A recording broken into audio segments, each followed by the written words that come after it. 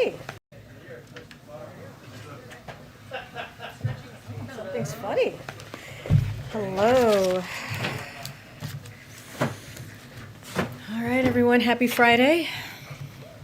Oh, all right. It's been a long week, guys. It's been a long week. Okay, I got a couple toppers for all.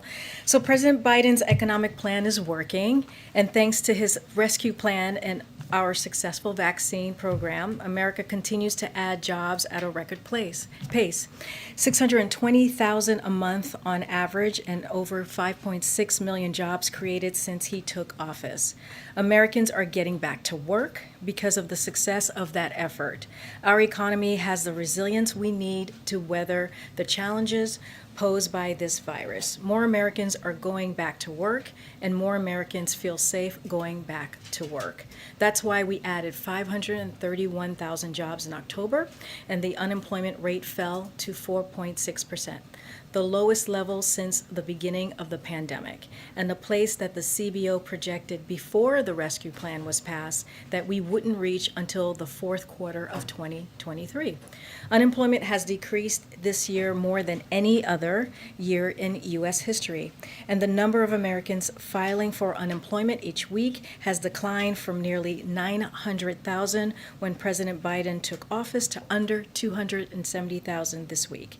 Because of the decisive action the president took with the rescue plan and his efforts to fight the pandemic, our economy has rebounded at a rate unsurpassed in modern history, far outstripping those of our peer countries. And because of that, businesses were able to stay open, schools were able to reopen, and Americans are able to get back to work. It's been a busy week, making strong progress in our fight against COVID-19. So I also wanted to give an overview of this work, the work that we've been doing around the pandemic and fighting the pandemic. On Monday, we hit 80% of adults with at least one shot and 70% of adults fully vaccinated. And we're still vaccinating hundreds of thousands of Americans every day. Last Tuesday, CDC's decision made 28 million kids aged 5 through 11 eligible for vaccination. This was a huge sigh of relief for parents and means 95% of Americans are now eligible for vaccination. Since then, you've seen kids rolling up their sleeves at pediatrician offices, pharmacies, and children's hospitals. Many more will this weekend and next weekend. Just like my little one, she's going to be getting her shot on Wednesday, and I thank the team, the awesome team, for putting a plan in place to making that happen. So thanks to our preparation, we're already getting children protected from this virus. And yesterday, we rolled out vaccination requirements that will cover about 100 million American workers, 2/3 of workers in the U.S. These requirements have already helped reduce the number of unvaccinated Americans, 12 and older, by about 40%. A few other key points on yesterday's announcements. They're going to save American lives and help our economic recovery. To quote just one outside economist, Yale professor Larry Samuelson, economic recovery requires solving the public health problem. Vaccines are our most powerful tool in bringing the virus under control. They boost vaccination rates on average by 20 points, often to over 90%. More vaccinations means saving American lives, and it means avoiding COVID-related absences in the workplace. And we continue to see companies implement these requirements effectively and with little of the concerns that reporting cites.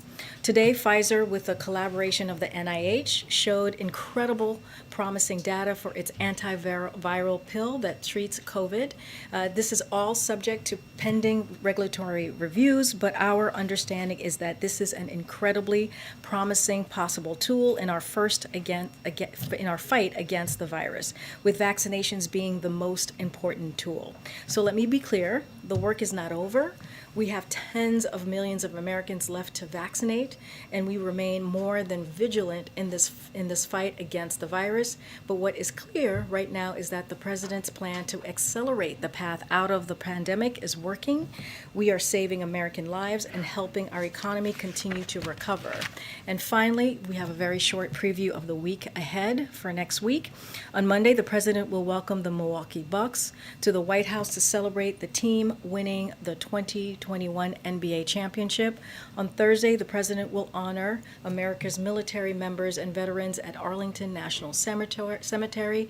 He will participate in a wreath-laying ceremony at the Tomb of the Unknown Soldier and deliver remarks at the National Veteran Day observance at the Memorial Amphitheater.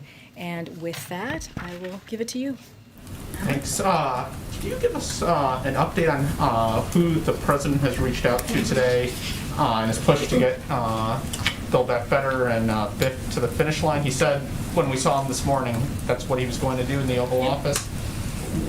Any update you can give us? Like you said, he was pretty clear this morning at the end of his comments on the economy, on the jobs numbers, that he was going to go back into the Oval Office and going to continue to close this out.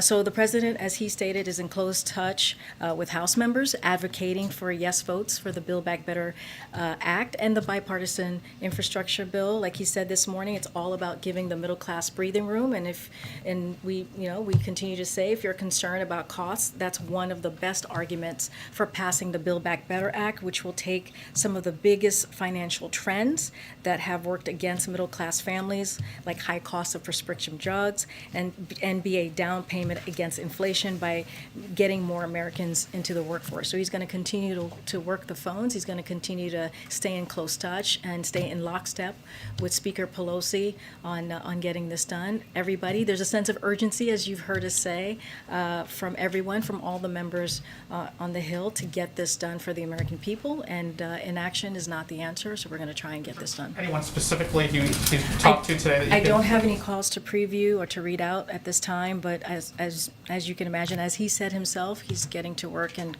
keeping in close touch with folks on the Hill. House leadership indicated today that it'll take some time to get the CBO score ready. With that in mind, why is the president urging lawmakers, as he said this morning, to vote yes on both of these bills right now? Why not give these folks some time to see what the CBO says and do their jobs? So as you know, the Build Back Better framework that the president put forth, and also the bipartisan infrastructure bill, is paid for. This is something that the president was very clear that he wanted to make sure happened, that as we move forward with these historical investments. And as yesterday's score from the Joint Committee on Taxation indicated, and as shown by the numbers calculated by economists across the administration, which aligns with the JCTs, and what I'm talking about is the Treasury blog that came out yesterday that laid out, you saw that it reaffirmed by Moody's an analyst. This bill is fully paid for by asking the wealthy to contribute their fair share, and that is exactly how we're going to move forward with that, and also reduce the deficit. So the big thing that we continue to say is the time is now to take action. As we saw from Tuesday, the American public wants us to move. They want us to move forward and actually deliver, and so that's what we're trying to do as an administration: deliver for the American public and make sure that this transformative bill really, truly moves forward so it can make a difference in people's lives. Good. Thanks. The Speaker Pelosi just put out a Dear Colleague saying it is important that they advance both bills today, and you were just referring to the president's comments where he's called for them to vote right now. Is it the president's expectation that there will be votes today? Well, so I can't speak for the mechanism, like I don't have the schedule, the floor schedule, as you can imagine, but the president's been very clear that he wants these passed. He wants these bills moved forward. If it's today, that's wonderful. That's great, because by moving them forward, we are making sure that we're taking action for the American public. So we're going to, again, work in lockstep with Speaker Pelosi and Leader Schumer to get these done. But we have confidence in her and in her leadership, and so I leave it to them on when this is going to get done. I just want to follow up on what you're saying about the cost, because the Moody's Analytics says that, as the bill is right now in static terms, it would add modestly to the deficit over 10 years. So the numbers are different if you account for potential economic growth, like you were referring to, but that's hard to guarantee. So can you give assurances right here that this will be 100% paid for when everything is said and done? Because right now, moderates don't feel like they have those assurances. Yes, we can give assurance that it will be 100% paid for. That's what we have seen for Moody's, as I just mentioned. That's what we put out, numbers ourselves, the scores ourselves, to show that it'll be more than paid for, but to pay for the bill. And so we are confident. We are keeping that promise, making sure that people who make less than $400,000 do not see any taxes on them, and also just making sure that it doesn't add to the deficit. That is the red line, if you will, that the president had when it came to his economic policies. If I can just ask one more follow-up really fast. When you, to that point of what the arguments that the moderates are making, they've made an argument similar to how you started. Yeah. You started by saying that there's these positive economic numbers, these positive job numbers, and that might be indication that such a big spending package just isn't necessary right now. So what's your answer to that? That this actually plays to what they're saying? So two parts. What I was saying is that the jobs numbers that we saw today is an improvement. We're seeing that the economy is moving forward, and the reason why is because of the American Rescue Plan. The reason why is because we're getting shots in people's arms. The reason why is that people are feeling more comfortable. They're going back to work because they're getting vaccinated, and that American Rescue Plan, that historic bill that the president passed and only Democrats voted for, actually put money in people's pockets, actually gave a middle-class tax cut to families that was incredibly important. So what we're trying to do is continue that investment with his economic policy, the Build Back Better Act, and the infrastructure bill, which are also transformative, as I just said, and historical. So what we know and what we understand is, and one of the best arguments to make for the Build Back Better Act is that 17 Nobel Prize winners in economics, as you've heard us say, and the president say, agree that it will reduce inflationary pressures, which is so important and so critical right now. The Wall Street analytics firm Moody's said the same thing again yesterday. So Build Back Better is fully paid for and will even reduce the deficit over the long term, as numbers from Moody's, JCT, which is what came out yesterday, and what our administration put forward in that Treasury blog that I mentioned yesterday. So that's what we have, and that's what we understand. Thank you so much. Democratic Representative Joyce Beatty said today that the House could vote today on Biden's $1 trillion infrastructure package, but could postpone action on the Build Back Better plan over its cost. And I wondered if you could say if that is acceptable to the president, or if he sees it as a betrayal of progressive demands. So here's what I'll say to that. It's like I'm not going to negotiate or speak to hypotheticals from here. Our main thing is that we want to see both bills done. We are working in lockstep with Speaker Pelosi, and as you know, the president and his team has been talking to members and their staff for the past several weeks. We're continuing to do that today, and we're going to get this done. Inaction is not the answer, and we got to move forward and deliver for the American public. On a separate topic, Biden today mentioned that his administration had secured millions of doses of the Pfizer COVID-19 pill. Could you give us any detail on how many millions, when the delivery is expected, and how much it'll cost? So I don't, so as far as the contract, because that would be a contract component, like you said, we're securing millions of doses should this receive, right, the regulatory approval, as the president said. So we have already contracted for millions of doses of the Merck antiviral drug in development as well. And so the contract is being finalized, and I would refer you to HHS for more information as it is available. But what's important here is that we encourage unvaccinated people to get vaccinated. So we don't want anyone to get COVID in the first place. So that's the thing that we want to make sure that people understand, is that we still want you to get vaccinated. This is, yes, wonderful and a great, has promising potential. It still has to go through the process, but it's very important for people to get vaccinated. Thanks, Karine. You noted JCT and Moody's. Do you guys have a sense in terms of the Penn Wharton analysis? We've heard some Republicans talk about it. I think Sarah Manchin has mentioned an iteration of it in the past, but finding that there would be a shortfall in the 10-year window. Overall, it would cost $3.9 trillion. What's kind of your read on that analysis? Yeah, so the biggest problem with Penn Wharton's report is that they didn't model the actual bill.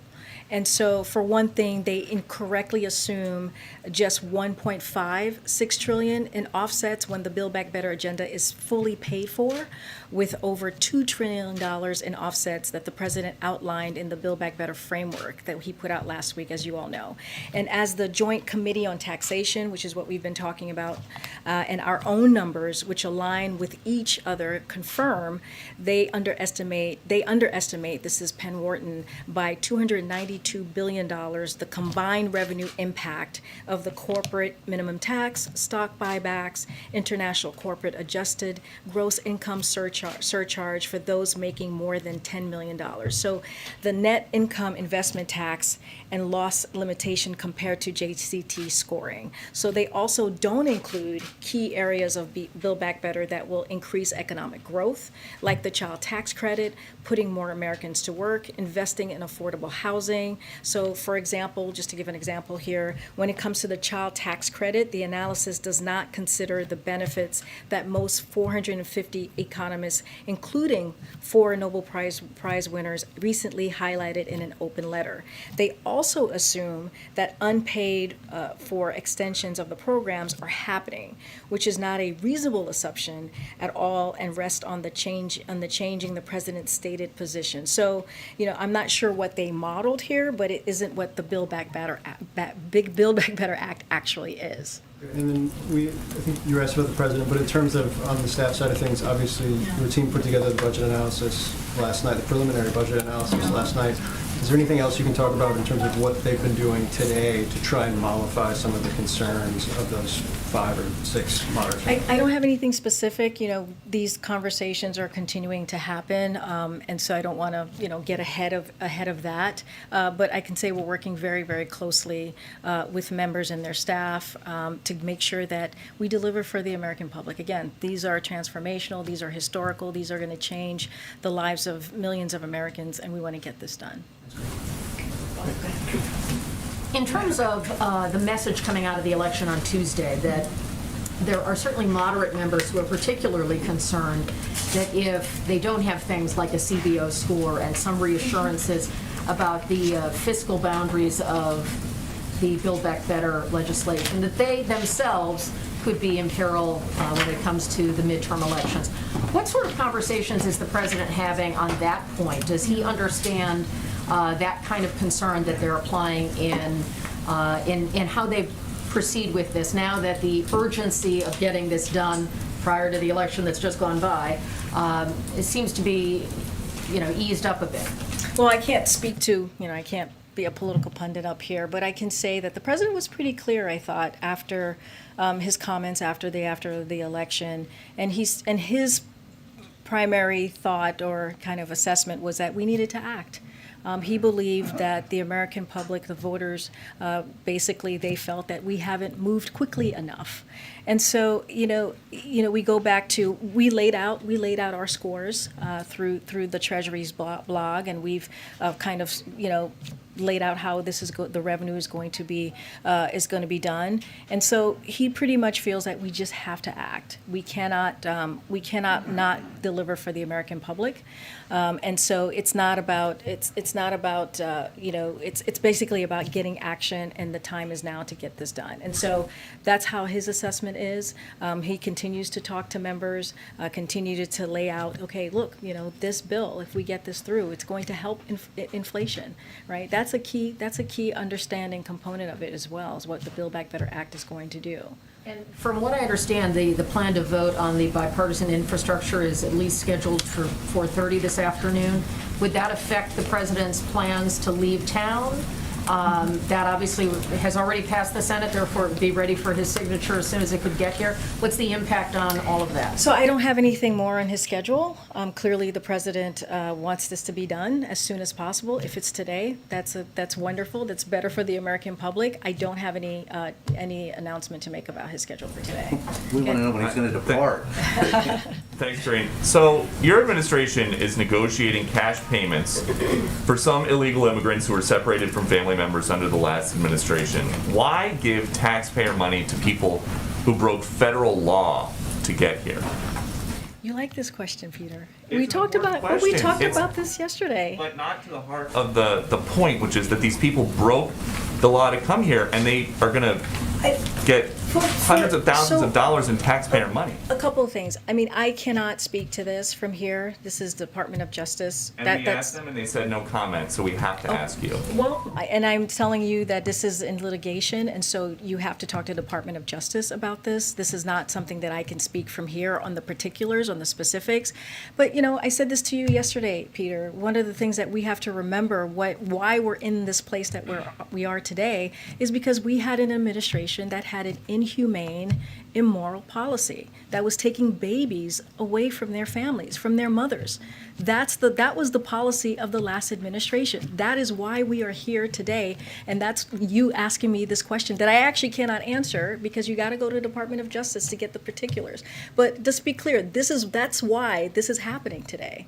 Okay, so Mitch McConnell and Chuck Grassley have written a letter to the Attorney General. They say that any settlements to illegal aliens because they violated the law are wrong. Does the president agree with that or disagree with that? So yesterday I addressed and I clarified the president's comments on the thinking on this because you asked him a question and he answered it directly. But anything about the process, again, anything about the specifics or the particulars, I can't answer from here behind this podium, so you would have to go to Department of Justice. Then to internal White House processes, when the ACLU heard the president dismiss the idea of $450,000 payments the other day, the ACLU came out and they said he may not have been fully briefed about the actions of his very own Justice Department. So is the president being kept out of the loop about immigration policymaking? Again, Peter, the president was asked, you asked him a question, a direct question, and he was answering it. I cannot say any more than that. Okay, final one then. There is a long line to get into this country legally. Is there any kind of discussion about giving people who are coming here the right way money? Why would we be giving people who are coming here the right way money? Why are you giving people who came here the wrong way? I mean, but I don't understand the question. What is you're You're saying giving that we should illegal give immigrants. we should give people just money who are coming through? I don't understand the You're question. giving people who immigrated here illegally money. Like I said, that's the Department of Justice. That's you're going to have to ask them that question. Okay, we'll ask again. Okay. So if it passes, does the White House want Speaker Pelosi to send over the infrastructure bill for the president's signature immediately? Or is it your preference that that waits until the Build Back Better plan gets a vote in the Senate? So if the Build Back Better infrastructure bill passes today, the president's going to sign it. That is, but he also wants to make sure that we get the Build Back Better Act done as well, the framework that he put together. So both bills are critically important to him. He wants to move both of them forward as quickly as possible to, again, deliver for the middle class families, the middle class Americans. And if when Build Back Better, there's so many B's. If the infrastructure bill is passed today, he will sign it. Absolutely. It's important to get that done for the American public. And will he stay in town to sign I it? don't have anything more to share. I know you guys are trying to get that from me. I don't have anything more to share about his schedule. And so, like I said, he's going to continue to work in lockstep with Speaker Pelosi to get this done and work closely with Senator Schumer as well. Has he talked to Speaker Pelosi today? I don't have any calls to read out. I know that, but I mean, you just I- said they're working with lockstep, surely you know if they've Well, spoken. it's his staff, our staff, and the president as well. I do not have anything to read out to you, but like I said, we're working in lockstep to get this done. This is incredibly important to the president, as you all know. Go ahead, Stephen. I want to ask you about some of the changing contours of the Build Back Better reconciliation bill just in the last couple of days. Yeah. In addition to putting paid leave back into the bill, the Democrats also have added, they've raised the limit on state and local tax deduction. All year, the White House has been saying that would be too expensive to do. What changed, and why is the White House backing it now? Well, as you know, as you just stated, that is not something that we clearly put into the original bill. Look, but the president understands from both Speaker Pelosi and Leader Schumer that for this bill to pass, it needs to address the SALT issue. And because many members of Congress believe the 2017 tax law unfairly targeted their states and localities, including middle-class income Americans, with a $10,000 cap. So it is a long-term, sustainable reform that doesn't add at all to the deficit over the decade. And over that period, it will mean that millionaires and billionaires actually pay more than they would over otherwise. The agreement reached in the House of Representatives would raise the cap to $72,500, fully paying for itself across this decade. It's a sustainable solution that means those with lower incomes would be able to fully write off their state and local taxes, while millionaires and billionaires would see their deductions cut back and pay more over time. This is one part of an overall package, as you can imagine, Stephen, that asks more from the highest income Americans. Separate matter. Yep. Last night, the White House confirmed that one of the members of the traveling party in Scotland came down with COVID. Can you say whether this person was either a commissioned officer, as you said you would disclose, or a senior advisor, or someone who was a trusted advisor to the president? So I'll say this, just to confirm, and so folks know, and I think people know this already, one member of the president's traveling party tested positive through a lateral flow test on Tuesday for COVID-19. Although additional tests to date have been inconclusive, this individual did not have close contact with the president and is not exhibiting any symptoms. The person has remained in Scotland to complete the quarantine period with the support of the administration. But just back to my question, is this Yeah. person either a commissioned officer or a senior advisor? So let me just give you a little bit of what our protocol is. So, because we want to make sure that we are transparent, we provide updates on any White House official who tests positive for COVID-19 that the White House medical unit deems as having had close contact with the president, vice president, first lady, and second gentleman. So that could include the individual's name if they consent to share it. So the criteria for who is in close contact with the president is determined that by the White House medical unit, and is in line with CDC guidance. But just to nail it down, is the White House no longer sticking by its pledge to name? Well, I just laid out what it is close contact. Whoever is considered by the White House medical unit to have close contact with one of the four principals, or either of the principals. That is, I just read to you what our protocol is. In close contact. Exactly. Thank you. They were not in close contact. We're just being transparent here because, they did stay back. And so we just want to, and we've been asked this question, so we're making sure that we're giving the answer. Okay. Good.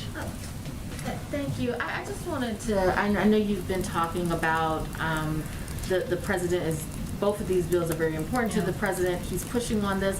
I guess I just wonder at this point, what is the leverage that the president has? Say, for instance, and I know there are a lot of contours, a lot of things are changing right now, but if the infrastructure bill does pass today, and then moderates decide they do not want to do the larger spending bill on climate and child care and all of those things, what can the president do to make sure that the larger bill gets passed? Yeah, but I would say this, the president has been in contact with moderates and progressive, with the big tent party that we have, and they've been in and out of here, out of the Oval Office, out of the White House.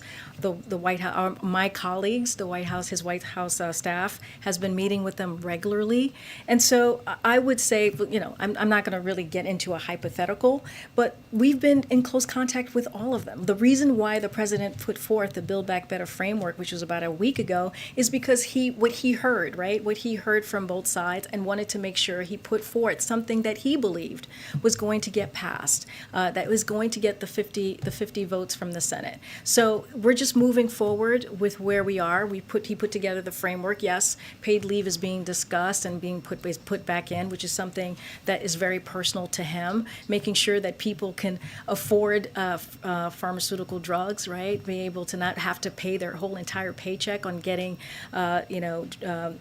pharmacy drugs is important as well, so that we see that's in there. So all of these things are so important to the American public, and so that is the main thing. So, and the other thing too to think about is that Democrats agree. They're all on the same page. They all understand that we have to move forward with the president's economic policies. What we're talking about is just different components and what that looks like. And so now the speaker is working very closely with her members and her leadership to get this done. And so we're going to continue having those conversations and making sure that we get this voted on. Would the president be okay with holding votes on both bills until after the CBO has scored Build Back Better? Well, I already answered that, right? We put our scores out yesterday, and we've been pretty transparent on that component.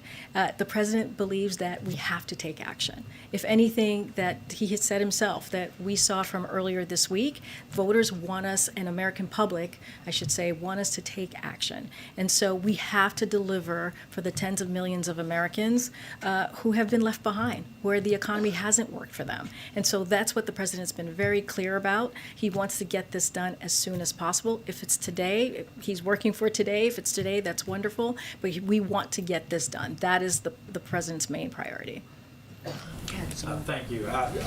Well, quick follow-up on that, actually. Just, Yep. You were saying that the president has been speaking to progressives and moderates in recent days. That's the last couple of weeks we've seen that. Just hoping you can Yep. provide some clarity on, even if we can't name which members he's been speaking to, just what his message is at this point. Is it as simple as vote yes on these today, or is it pointing to the Yeah. scores that you put out last night? Just a little bit of clarity on. Well, I what mean, he's I'll saying. just share with you what he said this morning, which I think had a lot of clarity and spoke specifically on what he's thinking. Like the Build Back Better framework lowers your bills for health care, child care, prescription drugs, and preschool, and families get a tax cut.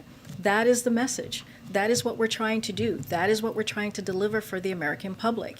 And also, it fights inflation, right? If we get this done, it will help deal with the inflation that we're seeing with inflation. So the president has been very clear on this. This is about the American public. This is about helping the middle class, helping them get a fair shot, as the president says. Make sure they're not left behind. And so that's the message. And here's the thing: Democrats on the Hill, they understand that.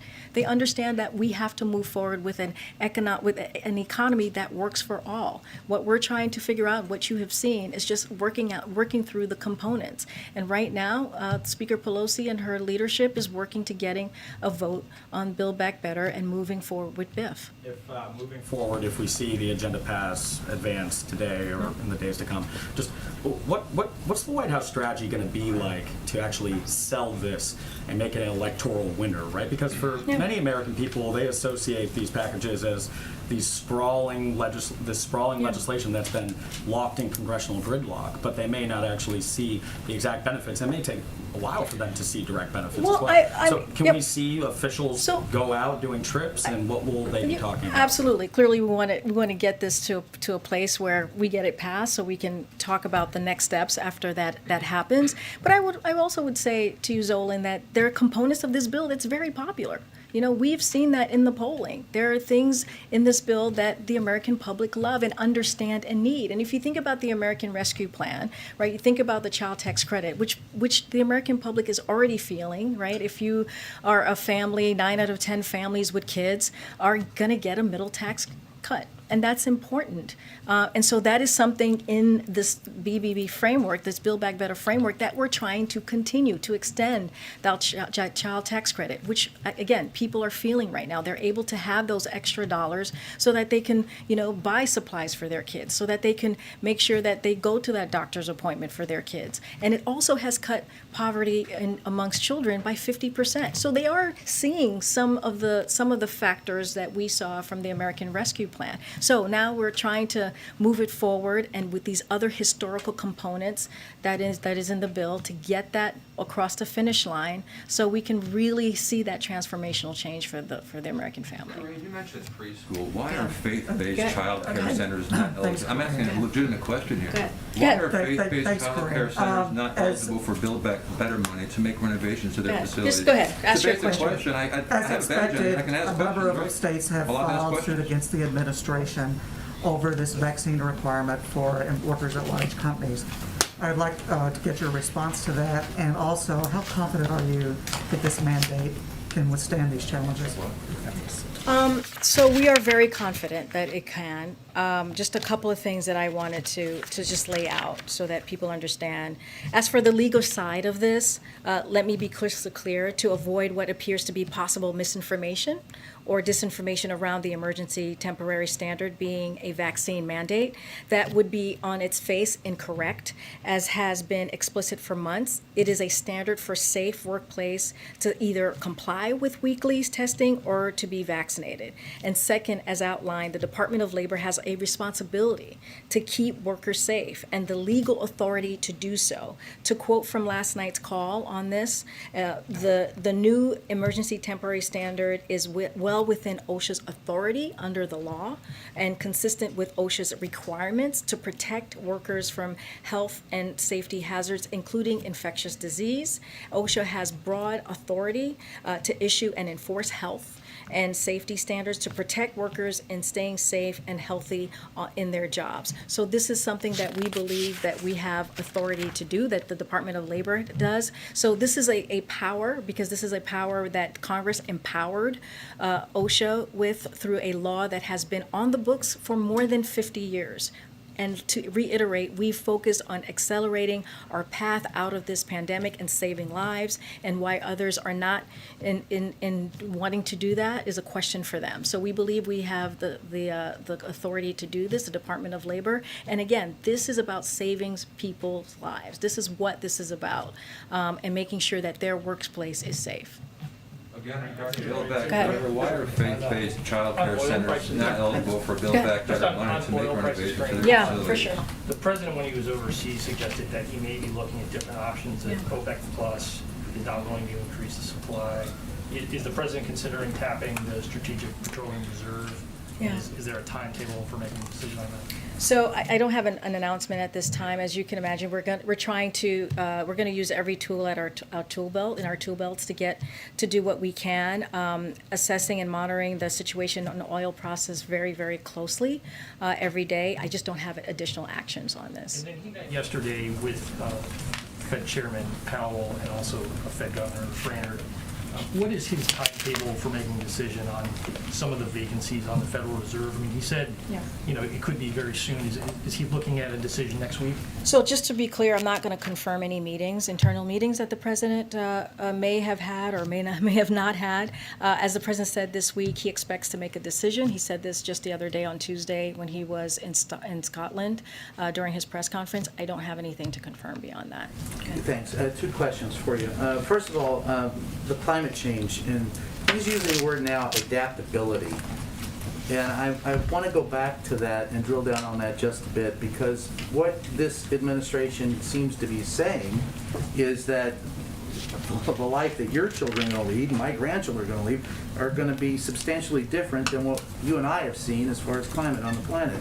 Is he concerned that that we're not going to be able to at all mitigate the climate change, that we're going to, that for the species to survive, we're going to have to adapt, or does he mean policy adaptation? Well, I think in general, the president wants to do everything that we can to fight climate change, and wants to be a leader, not just here, right, as president of the United States, but globally. And I think that's what you've seen from the president since day one. He said when he walked into the administration that climate is one of the crises that we all have to deal with as a country, and so this is what he's focusing on. We just went to COP26 and talked through a bunch of ways that we can deal to fighting climate. When you think about the Build Back Better plan, when you think about the bipartisan infrastructure, there's more than $9 billion in both to work in a historical way to fight climate. So that's what the president's focusing on, and that's what he wants to do. He wants to make sure that we actually deal with this issue that's in front of us. That I understand, Yeah. and I do have a follow-up, but Yep. that I understand, but are you saying that we are, the crisis is for the survivability of the species, or are you saying that adaptability is about how you would attack the problem? Yeah, look, all I can speak to right now is how to attack the problem, which is what I laid out, and how we can be leaders in this and making sure that we really do everything that we can, right? Not just here in the United States, but globally to fight climate change. And so that's the focus of the president, and that's what we're trying to do to get this done. And Build Back Better, the Build Back Better Act, and the bipartisan infrastructure plan framework will get that done. Will get us closer to getting that done. And then the follow-up on you were talking about, you've had a number of people that are celebrities with millions of followers who have come out speaking against vaccines. And in the latest, we've seen that the MVP of the NFL finally admitted that he lied and he never got vaccinated, and that he considers it a woke crowd that speaks about and two vaccinations. Has this administration ever thought of reaching out to some of those people who have that type of influence to talk to them about getting vaccinated, or is it simply what you all are saying off the top? Have you worked with people individually? So you've seen us, you've seen influencers come through the White House to talk about the importance of getting vaccinated and using their platforms, right, to talk to their followers. And that is something that we have worked really closely with influencers, with people who have access to millions and millions of followers. And we continue to do that. We have an amazing digital team that continues to do that work. And you've even seen the president partner up with some folks in that space. And so we'll continue to do that. But here's what I want to say. I want to say is that in this 18 months of the pandemic, we've lost more than 740,000 lives to COVID-19. And we are now in a position where when the president first walked into the administration, he made sure that he put together a comprehensive vaccination program. And now, I just laid that out earlier, 80% of the American public have at least one shot. And I just also laid out the jobs numbers. One of the reasons why the jobs numbers are where they are today, where we are actually making progress with the economy, is one, because people are getting vaccinated. So that is so clearly important, and also the American Rescue Plan that he put forth to be able to put some money in people's pockets and really give people a middle class a tax cut. So those are things that are really incredibly important. And so the only way that we're going to get this pandemic behind us and move past it is if we continue to get people vaccinated. So that's incredibly important, and that is our message. And also, we understand and we have seen vaccination requirements work, and they have been successful. And so that's what we're going to continue to do, and work closely with states and businesses to continue to get people vaccinated. Messaging? No, I mean, I just laid out that, I could go back to it about how I gave an update of this week on how we're doing in the state of the pandemic. Here we go. We hit 80% of adults with at least one shot, and 70% of adults fully vaccinated. The CDC's decision made 28 million kids age 5 through 11 eligible for vaccinations. So all of these things are incredibly important. And if you look at the vaccination requirement, we'll cover 100 million American workers. That's how we're going to get to the other side of this. That's how we're going to move forward to make sure that we put the pandemic behind us. And that's our message. Vaccine requirements work. and also getting a vaccine is safe. It's easy. It's easy to do. You can get it at your pharmacy. You can get it at your doctor's office.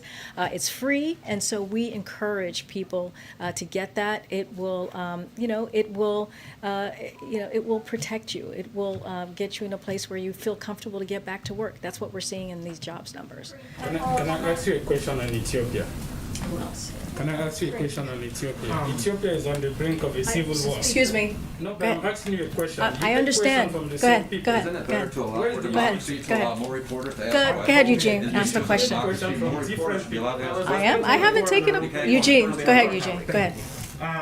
On to what you were talking about, COVID. There Yep. was a lot of talk at the beginning of the administration and during the pandemic about herd immunity, for example. Like what numbers we could hit before people really started to get back to normal and got through the pandemic. So I'm curious what the scientists are telling you guys about what's the percentage of, I think you said 70% of that are fully vaccinated, 80 that have at least one shot. So what's the percentage we need to get to?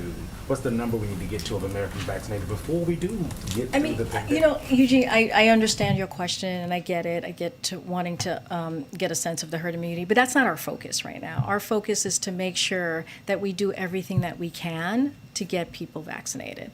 Our focus is to make sure, like now we have 5 to 11 young kids from 5 to 11 who can now get vaccinated, which is incredibly important.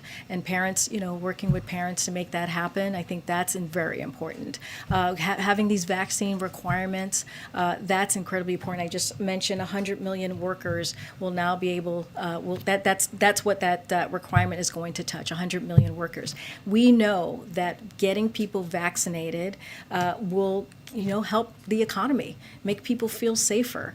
We're seeing this right now with the jobs numbers that we just saw today, and which is incredibly important and critical. 620,000 a month on average, and over 5.6 million jobs created since he took office.